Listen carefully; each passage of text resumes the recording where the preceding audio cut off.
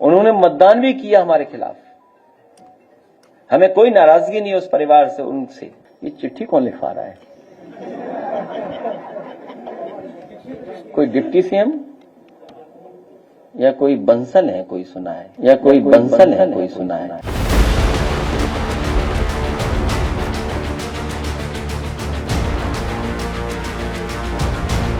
पूजा पाल की चिट्ठी में पीडीए का जिक्र है। समाजवादी पार्टी से निष्कासित हो चुकी पूजा पाल के ट्वीट में पीडीए का जिक्र है,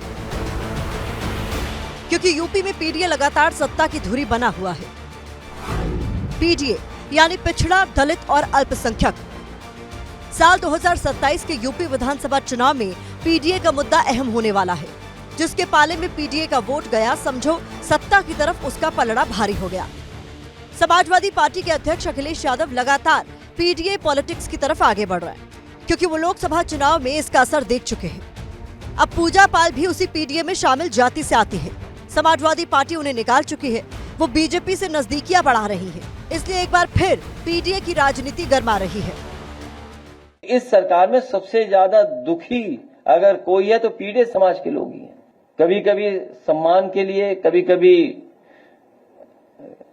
इस बात के लिए भी कि शायद सरकार सच बोल रही है, उनका भरोसा कर करके। मैं धन्यवाद देना चाहती हूँ माननीय मुख्यमंत्री जी को। अटकलें हैं कि पूजा पाल बीजेपी में शामिल हो सकती है। इसे बीजेपी के अखिलेश यादव की पीडीए पॉलिटिक्स की काट के तौर पर देखा जा रहा है। तभी तो बीजेपी ने पूजा पाल का नाम लेकर पीडीए का जिक्र किया।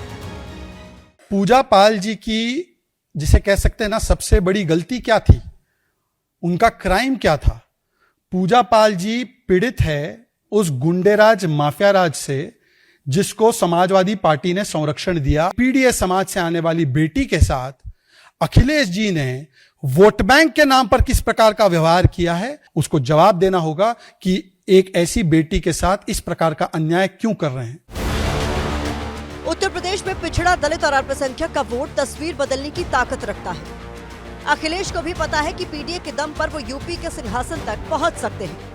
लोकसभा चुनाव में पीडीए ने जिस तरह से उनका साथ दिया है, उससे अखिलेश की उम्मीद और बढ़ी है।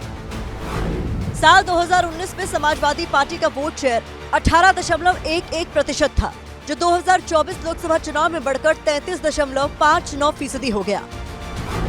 समाजवादी पार्टी ने 2024 में यूपी में 80 लोकसभा सीटों में से 37 पर जीत दर्ज की थी।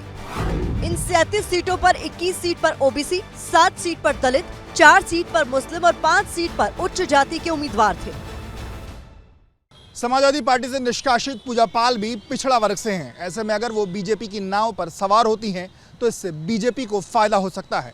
ऐसा होने पर पीडीए में सेंध लग सकती है, जिसका सीधा फायदा बीजेपी को होगा। अगर पूजा पाल ने कमल थामा तो इसके कई मायने भी होंगे। पूजा पाल के जरिए बीजेपी ये दिखाने की कोशिश करेगी कि समाजवादी पार्टी में महिलाओं का सम्मान नहीं है। पूजा पाल को साथ लाकर बीजेपी उनकी जाति के पाल वोटरों को संदेश दे सकती है। पिछड़ा वर्ग से आने वाली पूजा पाल बीजेपी में शामिल हुई तो बीजेपी ये नैरेटिव बनाने की कोशिश कर सकती है कि एसपी की नजर सिर्फ पीडीए के वोट पर है, उनके विकास से उन्हें कुछ लेना देना नहीं। ये सब वही समाजवादी पार्टी के लोग हैं। इनके चरित्र को प्रदेशी जनता अच्छी तरह जानती है। हम सब माननीय विधायक पूजा पाल जी के साथ हैं, पूरा प्रदेश पूजा पाल जी के साथ है। पीडीए की लोग बात करते हैं और पूजा पाल जैसी महिला का वो सपोर्ट नहीं करते हैं। केवल उन्होंने सही बात कह दी तो उसके लिए उनको सजा दे रहे हैं, उनको पार्टी से निकाल रहे हैं। कुल मिलाकर सारी लड़ाई पिछड़ा, दलित और अल्पसंख्यक वोट की ही है। अब पूजा पाल का अगला कदम क्या होता है, ये देखना दिलचस्प होगा।